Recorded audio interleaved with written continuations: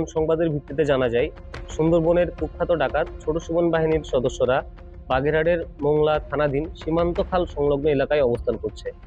প্রাপ্ত তথ্যের ভিত্তিতে আজ 30 মার্চ 2026 তারিখ সোমবার সকাল 6টায় কোস্টগার্ড বেস মোংলা ও স্টেশন হারবাড়িয়া কর্তৃক উক্ত এলাকায় একটি বিশেষ অভিযান পরিচালনা করা হয়।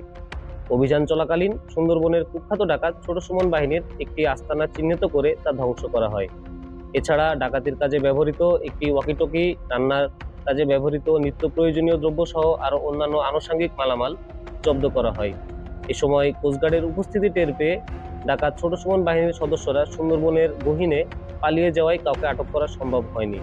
জব্দকৃত মালামালের পরবর্তী আইনানুগ ব্যবস্থা গ্রহণের কার্যক্রম প্রক্রিয়াধীন রয়েছে। আমরা দস্যুদের উদ্দেশ্যে বলতে চাই, সুন্দরবনকে দস্যুমুক্ত রাখতে বাংলাদেশ কোস্টগার্ড ভবিষ্যতেও এ ধরনের অভিযান অব্যাহত রাখবে।